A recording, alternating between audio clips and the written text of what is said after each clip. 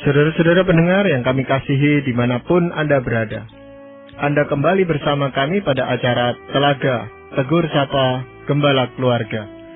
Saya Gunawan Santoso dari Lembaga Bina Keluarga Kristen, dan kali ini saya ditemani Ibu Wulan Sarjana Teologia. Kami akan berbincang-bincang dengan Bapak Heman Elia, Magister Psikologi. Beliau adalah seorang pakar dalam bidang konseling serta dosen di Seminari Alkitab Asia Tenggara, Malang.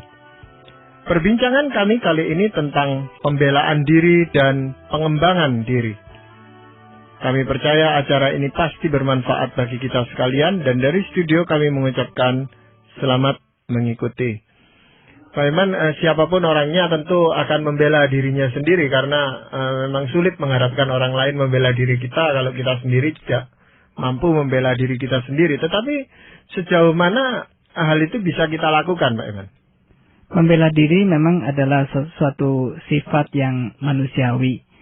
Nah, kalau misalnya membela diri itu sudah berlebihan, apalagi kalau kita sudah jelas-jelas melakukan suatu kesalahan, nah itu tetap kita itu tidak mau disalahkan, dan ada dorongan yang kuat di dalam diri kita untuk bertahan. Nah, itu berarti sudah tidak wajar. Tapi kan memang kita itu dibekali oleh Tuhan ada suatu pertahanan diri yang secara otomatis itu keluar. Kalau misalnya ada bahaya ya kita lari gitu. Atau kalau disalahkan ya kita membela diri dulu gitu, Pak. Memang itu manusiawi sekali ya. Jadi kita membela diri juga di dalam pembelaan-pembelaan yang bersifat psikologis. Tetapi yang manusiawi itu belum tentu adalah tindakan yang dapat dibenarkan atau secara otomatis dapat diterima. Sebagai contoh yang saya kira sangat menarik adalah waktu manusia yang pertama, Adam dan Hawa itu jatuh di dalam dosa, maka mereka berusaha membela dirinya. Jadi tidak mau langsung mengaku salah. Dan ini adalah sebetulnya bagian dari dosa. Jadi bukan lagi sekedar sesuatu tindakan alamiah, tetapi ada bagian di dalam dosa manusia. Kalau gitu berarti pembelaan diri itu bisa menghambat pengembangan diri kita ya, Pak? Ya, tepat sekali. Pembelaan diri yang berlebihan ya, terutama, dan apalagi tanpa alasan-alasan yang rasional, itu adalah tindakan yang bisa menghambat pengembangan diri kita. Contohnya bagaimana itu, Pak? Kalau misalnya kita terus-menerus melakukan pembelaan diri, bahkan sebelum tahu benar masalahnya, bahkan sudah jelas-jelas salah, kita masih bertahan, maka itu adalah karena antara lain kita itu tidak ingin dilihat sebagai buruk. Jadi itu yang membuat kita senantiasa membela diri kita. Nah, kenapa kita tidak suka dilihat sisi buruk kita? Itu adalah karena kita tidak aman dengan diri kita sendiri. Mungkin dilatar belakangi karena kita tidak percaya diri, atau merasa bakal ditolak orang kalau kita tampak lemah, kalau kita kelihatan melakukan kesalahan. Jadi kelihatannya seolah-olah kita itu menutup atau membutakan diri terhadap kesalahan kita. Padahal sebetulnya orang lain sudah tahu dan sudah bisa melihat kesalahan-kesalahan atau kelemahan kita. Ini kan dua-duanya kita inginkan. Kita mau membela diri kita supaya tidak dilecehkan orang, tetapi di satu sisi kita juga ingin mengembangkan diri kita semaksimal mungkin gitu. Nah, dalam hal ini Pak Eman ya, kalau kita itu disalahkan terus-menerus, ya kita tentu akan membela diri. Tetapi apa dampaknya terhadap pengembangan diri kita itu?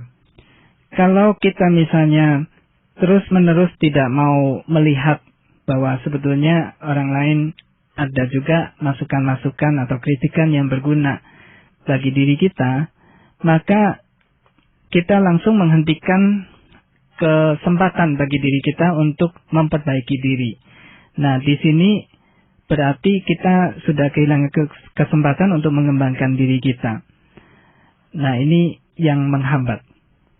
Pak Herman, ada orang yang dalam pergaulan gitu, kayaknya dikatain apa-apa aja ya diem aja begitu, kayaknya terima aja. Apakah karena ada faktor waktu misalnya kecil, emang dari kecil dia sering dipersalahkan gitu, di rumah selalu dikambing hitamkan atau gimana? Apakah itu lebih baik dari yang tadi kita udah bahas gitu, Pak Herman? Ya, ini pertanyaan yang baik sekali. Tentu saja orang yang selalu misalnya terima, disalahkan dan sebagainya, belum tentu lebih sehat. Bahkan gitu. Sama saja kemungkinan juga tidak sehat. Karena orang-orang demikian juga kemungkinan kurang mampu mengembangkan dirinya.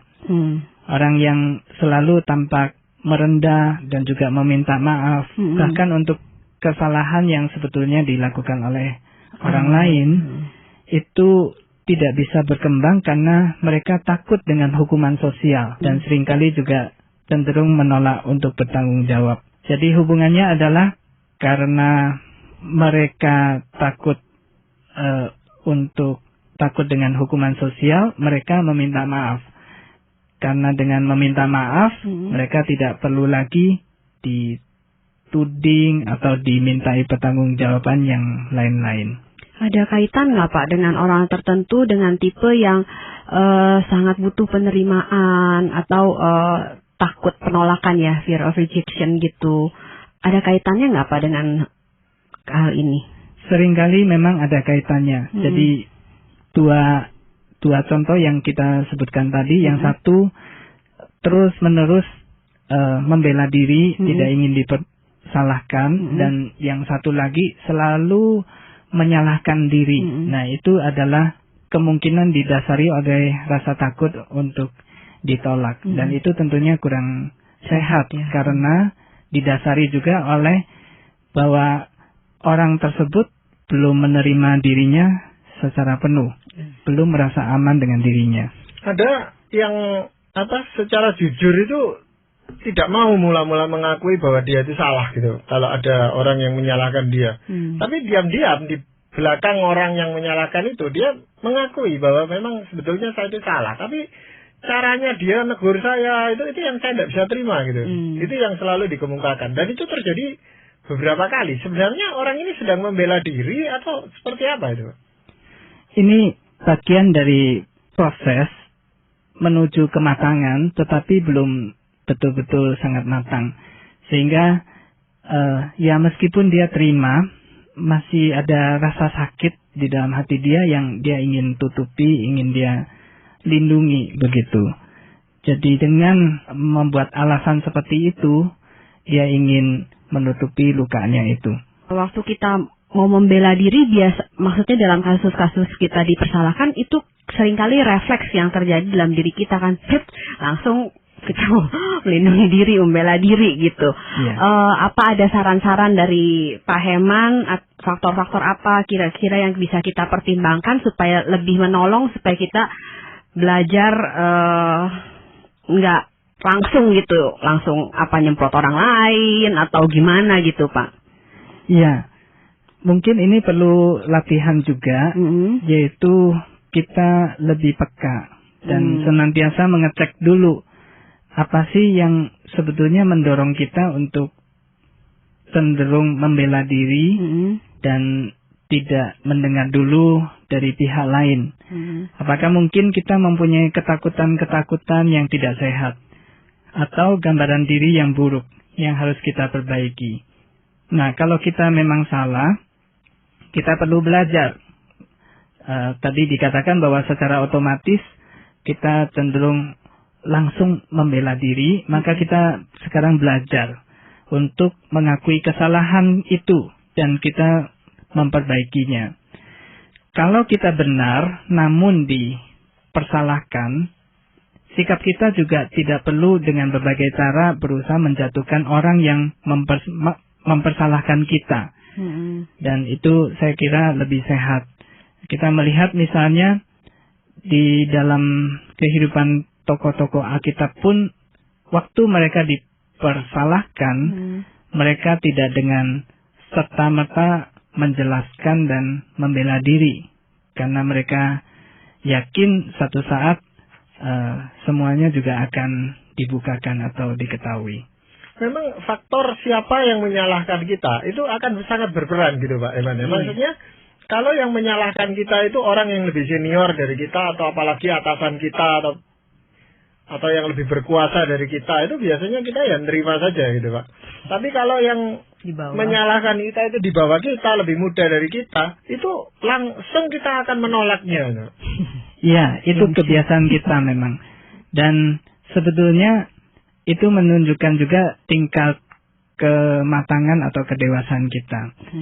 Pada orang-orang yang sungguh dewasa, bahkan untuk kritikan dari orang yang terbawah pun dari strata sosial masyarakat, dia tetap bisa terima dengan lapang dada. Dan saya kira pemimpin-pemimpin dunia, beberapa di antaranya ada yang sampai pada tingkat kematangan seperti itu. Nah, kita baik kalau bisa mengarahkan diri ke arah yang seperti itu. Ada orang itu yang memang senang untuk dikritik, bahkan minta dikritik gitu, dalam rangka pengembangan dirinya katanya. Apakah hal itu wajar atau umum dilakukan itu Pak? Jadi setiap kali dia ketemu temannya minta supaya dirinya itu dikritik gitu, dicari kesalahannya, kelemahannya. Maksudnya dia bilang supaya saya ini bisa berkembang, bertumbuh gitu. Iya, tergantung motivasinya dan juga tergantung nanti reaksi berikutnya. Apakah memang betul ada perkembangan yang nyata dari dirinya, dia mau sungguh-sungguh belajar dari kritikan-kritikan itu, ataukah sebaliknya, justru setelah dikritik itu dia justru membela dirinya. Ya itu justru itu yang terjadi. Biasanya malah terjadi suatu perdebatan yang tidak ada habisnya gitu. Iya. Berkepanjangan. Nah, sehingga temannya bilang, loh tadi katanya minta dikritik, gitu. Sekarang ini sudah saya sampaikan kok malah jadi perdebatan yang membuat temannya ini susah gitu. Iya. Jadi akhirnya dorongan apa yang ada di balik itu jadi lebih nyata. Pak Herman, tapi ada orang yang sebaliknya ya. Jadi ada orang yang saya perhatikan, misalnya menerima realita yang dia nggak suka gitu. Misalnya dapat nilai yang tidak sesuai atau ada hal-hal yang disalahkan tapi bukan itu gitu. Tapi di depan orang itu ya dia biasa-biasa aja gitu. Oke, nanti pas pulang dia ngomel-ngomel gitu. Di depan saya ngomel-ngomel. Enggak seharusnya nih saya begini. Orang itu kenapa dia begini. Loh kok kamu tadi nggak ngomong? Maksudnya atau memberikan respon apa? Atau kamu jelaskan posisi kamu gini. Oh ya udahlah nggak apa-apa ya. Tapi nanti begitu lagi berkali-kali sampai saya kupingnya budek juga. Sebel gitu. Rasanya jadi saya yang pengen ngomong. Ya udah lain kali saya yang ngomong aja ya, jelaskan. Nggak usah. Lah tapi kamu ngomel terus gitu. Sebenarnya apa yang terjadi sih Pak Herman? Ya, ini contoh yang baik sekali dari orang yang punya ketakutan. Jadi kalau misalnya dia terus terang, dia tidak puas dan sebagainya, dia takut dengan konsekuensinya. Misalnya dengan hukuman sosial, dengan pandangan orang terhadap dirinya, dan terutama itu tadi dengan penolakan. Ya memang seperti tadi Pak Herman katakan, motivasi atau apa yang ada di dalam diri orang itu menentukan apakah dia akan bertumbuh atau tidak, berkembang atau tidak gitu Pak Herman. Dalam hal ini apakah ada contoh-contoh konkret itu yang apa sebenarnya yang terlintas di benak seseorang itu sehingga ya dia sulit untuk bertumbuh? Ya, ada beberapa contoh yang bisa kita simak di sini. Misalnya pikiran seperti ini. Semua orang juga berbuat begitu kok. Termasuk yang mengkritik saya. Atau misalnya contoh lain. Dia tidak mengerti apa yang saya alami. Kalau dia di posisi saya. Pasti dia juga melakukan hal yang sama. Yang lain lagi. Dia seharusnya tidak mengajak saya ke tempat itu. Kalau saya tidak diajak, tentunya saya tidak akan melakukan dosa itu. Yang lain lagi. Karena situasi dan lingkungan saya yang beginilah yang membuat saya sampai seperti ini. Atau misalnya, kalau dia ngomong baik-baik, saya akan bisa terima. Tetapi karena dia ngomongnya kasar, ya saya terpaksa harus berbuat seperti itu. Seperti contoh Pak Gunawan tadi ini.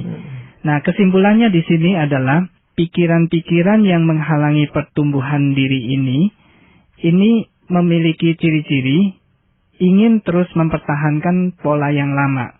Jadi dia membela diri supaya dia bisa berpegang pada pola yang lama.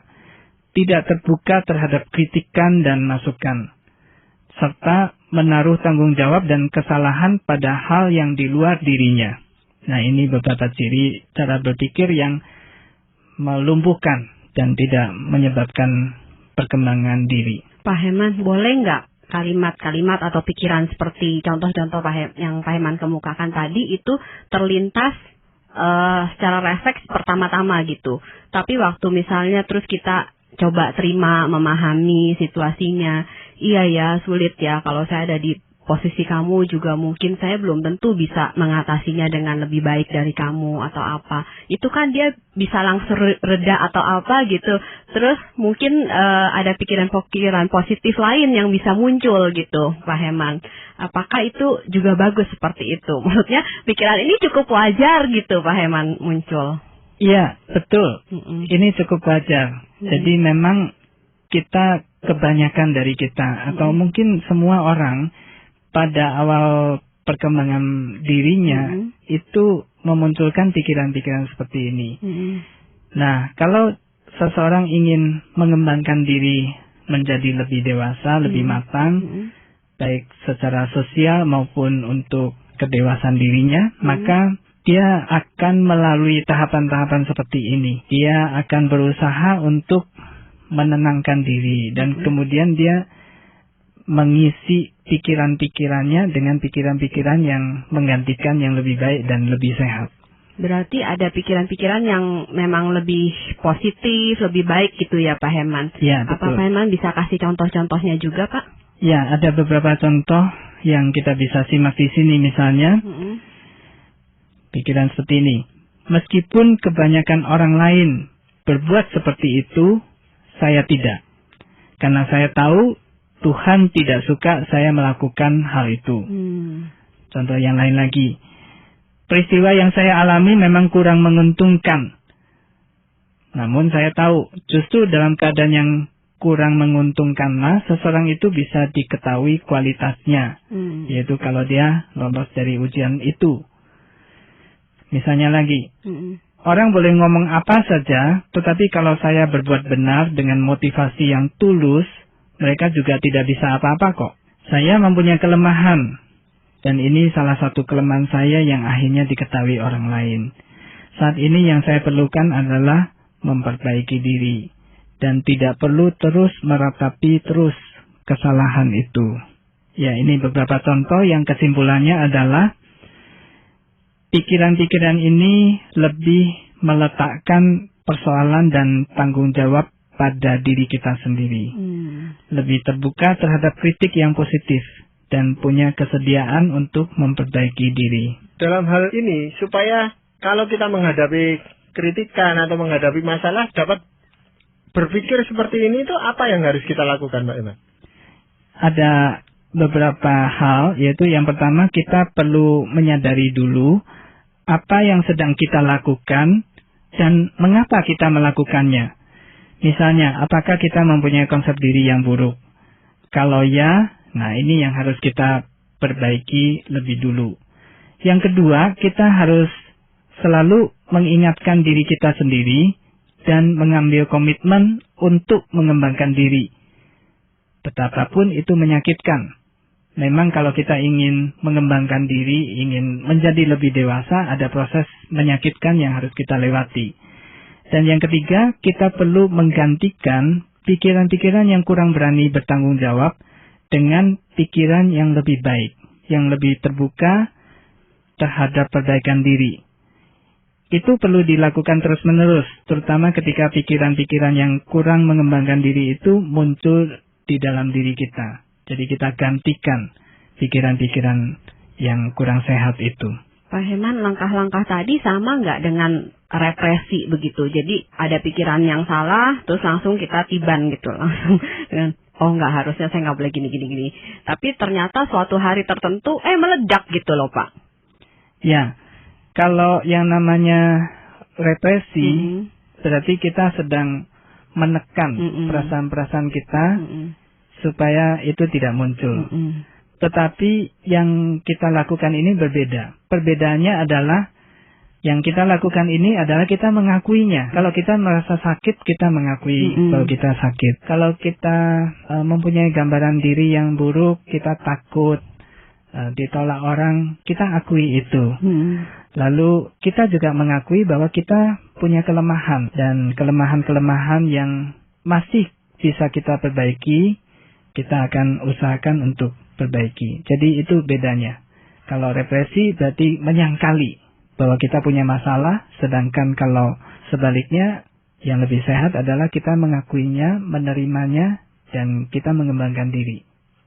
Ada orang-orang yang memang dihinggapi perasaan rendah diri gitu Pak. Nah ini membuat dia sulit untuk mengembangkan dirinya sendiri kan? Iya. Nah dalam hal ini, apakah orang ini karena terlalu sering disalahkan atau apa yang menyebabkan dia menjadi orang yang rendah diri seperti itu?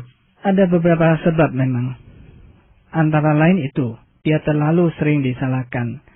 Penyebab lain juga banyak terjadi di dalam keluarga-keluarga yang tidak harmonis. Waktu ayah ibunya bertengkar misalnya, lalu berkeluh kesah kepada anaknya ini, sehingga dari kecil dia harus menanggung beban yang terlalu berat.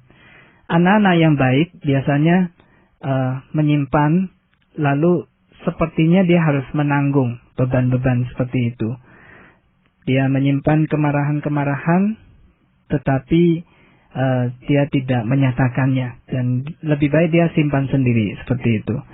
Ya, ini bisa menjadikan anak rendah diri atau mempunyai konsep diri yang buruk. Ya, memang sulit untuk menyeimbangkan antara bagaimana kita membela diri dari serangan-serangan yang tidak seharusnya kita terima, dan di satu sisi kita mau mengembangkan diri kita semaksimal mungkin gitu Pak.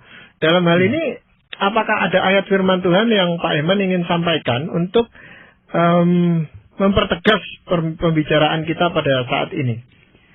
Ini adalah sebuah bagian dari Alkitab, yaitu pengakuan dosa dari Daud di dalam Mazmur 51 ayat 1-8. Ayat-ayat ini cukup panjang tetapi bisa menggambarkan bagaimana seorang hambanya yang baik ini dan rendah hati, dia bisa mengakui kesalahannya dan dia ingin memperbaiki dirinya.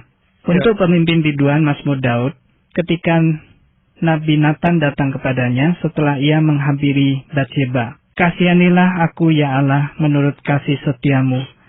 Hapuskanlah pelanggaranku menurut rahmat-Mu yang besar. Bersihkanlah aku seluruhnya dari kesalahanku dan tahirkanlah aku dari dosaku. Sebab aku sendiri sadar akan pelanggaranku. Aku senantiasa bergumul dengan dosaku.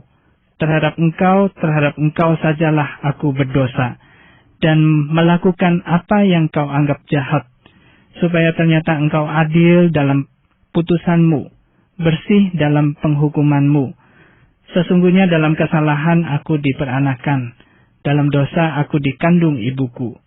Sesungguhnya engkau berkenan akan kebenaran dalam batin, dan dengan diam-diam engkau memberitahukan hikmat kepadaku." Pak Heman, tapi kan doa ini atau penyesalan atau pengakuan ini nggak terjadi begitu aja kan Pak? Awal-awalnya Daud kan tidak mengaku salah begitu. Jadi setelah lewat ada proses, terus akhirnya dia benar-benar rasa hancur gitu ya. Itu menurut Pak Heman, Tuhan lebih suka yang mana? Ya, sebetulnya ini contoh yang baik sekali yang tadi baru disebutkan. Tuhan lebih suka yang mana? Tentu saja Tuhan lebih suka yang mereka yang langsung mengaku dosanya dengan hati yang hancur dan langsung bertobat.